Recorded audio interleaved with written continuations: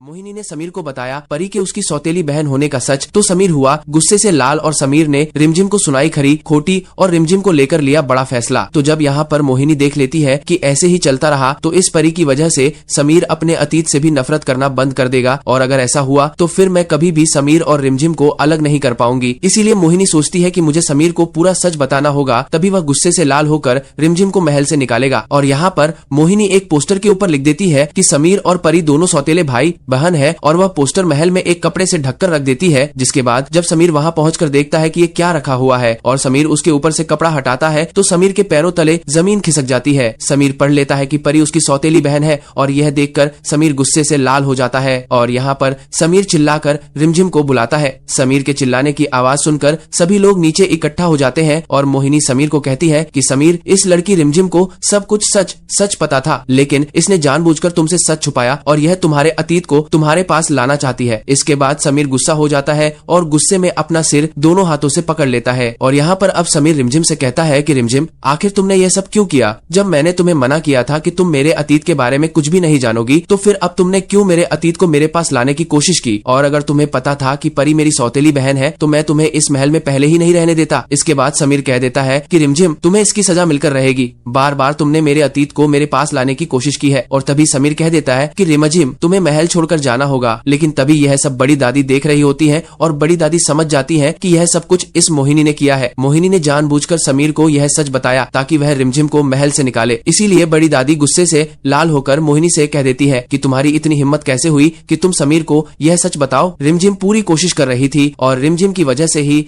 समीर और परी दोस्त भी बन गए थे। और समीर ने मुझे भी बड़ी दादी कहा था, लेकिन तुम्हारी एक गलती की वजह से सब कुछ खत्म हो गया। इसीलिए मैं